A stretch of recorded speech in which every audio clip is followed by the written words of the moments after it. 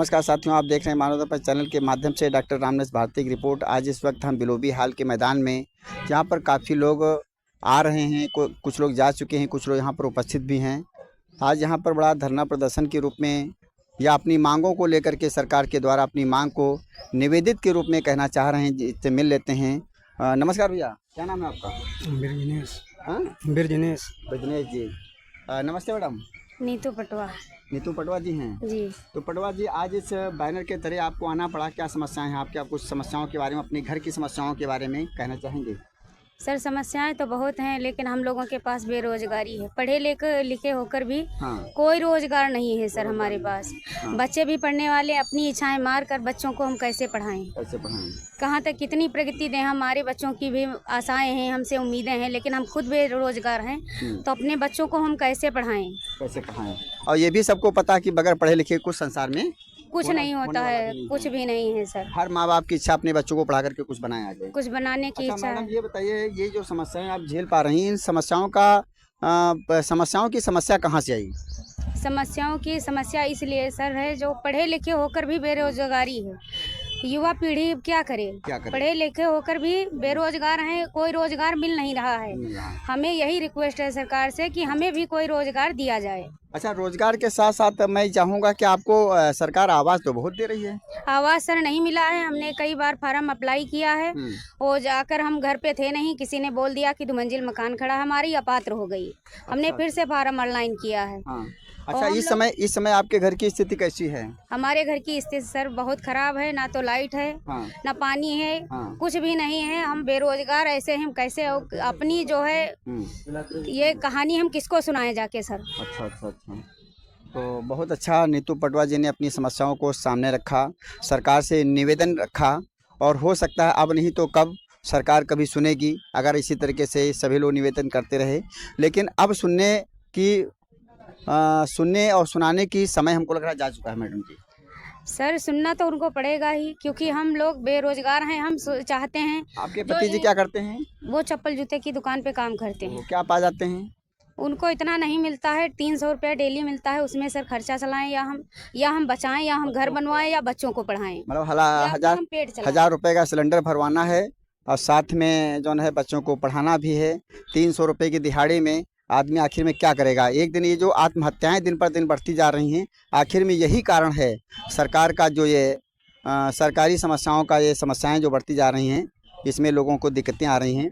परिवार को पालन पोषण ना करते हुए आज ये दिक्कतें उठानी पड़ रही हैं। सर, हमारा कहना है ये कि हम लोग इंटरव्यू तो किए नहीं हैं, लेकिन जो हमारा है, हम कक्षा 8 पास किए हुए हैं। हमारी जैसी बहुत सी महिलाएं हैं जिनके आदमी सही नहीं चलते हैं, शराब पीते हैं या मारपीट करते हैं, जुआ खेलते हैं। तो हमारा ये कहना है कि हम लोग कम पढ़े लिखे हैं, हमारे कम पढ़े लिखे में हमारी कोई जो है मदद की जाए, कोई ऐसा रोजगार किया जाए जो हम लोग कर सकें।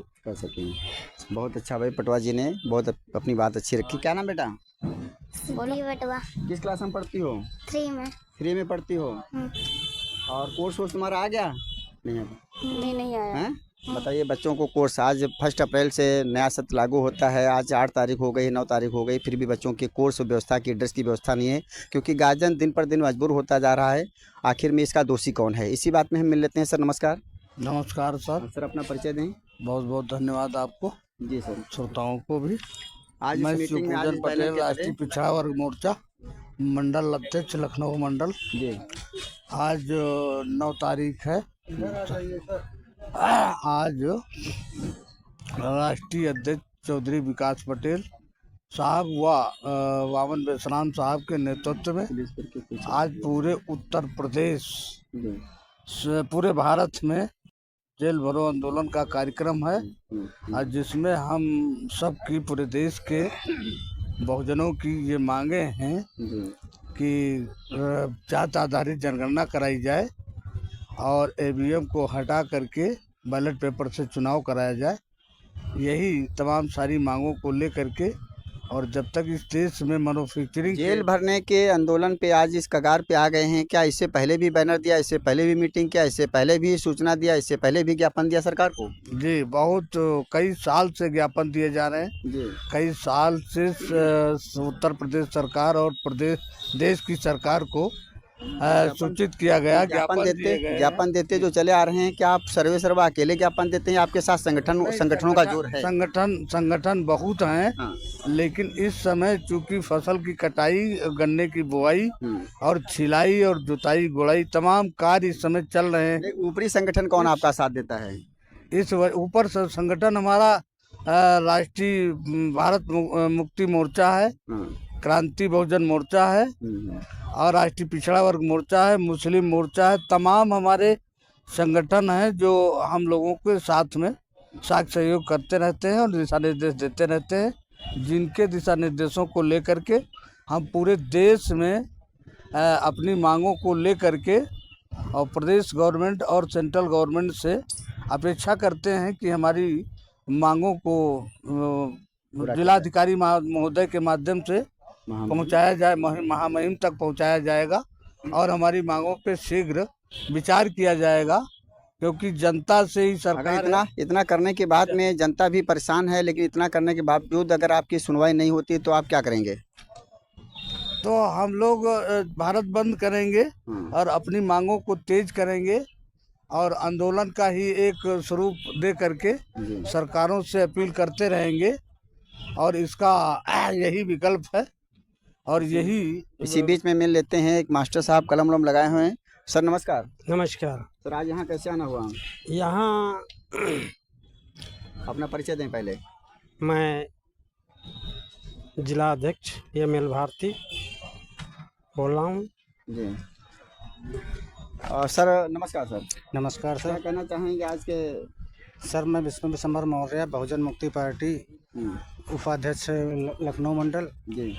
मैं आज भारत मुक्ति मोर्चा, राष्ट्रीय पिछड़ा वर्ग मोर्चा, राष्ट्रीय परिवर्तन मोर्चा, बहुजन मुक्ति क्रांति आदि सभी संगठनों के साथ आज यहाँ पे जेल भरो आंदोलन के लिए हम लोग इकट्ठा हुए हैं और हमारी मांगे हैं कि EVM बैन किया जाए, जात आधारित जनगणना होनी चाहिए, ठीक है, और जितने ऐसे कई मुद्दे हैं और बाबा साहब को जो गलत भावना से उनको, बाबा साहब का जो आपने नाम ले लिया है, तो 3 दिन पहले सीतापुर में क्या घटना घटी? सीतापुर में घटना घटी, जैसे एक मोहली विधानसभा पड़ती है, वहाँ पे बाबा साहब की मूर्ति को लोगों ने लगाया था और वहाँ जाके उन लोगों के द्वारा उसको खंडित करके और विद्रोह किया गया है, लोगों को मारा भी गया है और लोग भाग भी गए। प्रतिमा खंडित करने वाले इस वक्त आखिर कौन लोग हैं जो प्रतिमा को खंडित करते हैं?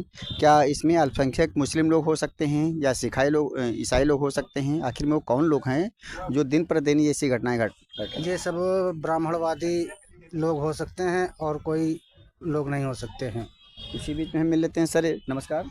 नमस्कार सर, जो इन्होंने कहा है मौर्य जी ने, इस बात से आप कितना सहमत हैं? 100% सहमत। ये सब करने की ज़रूरत है अब? ज़रूरत है अब। अगर नहीं किए तो आगे क्या हो सकता है?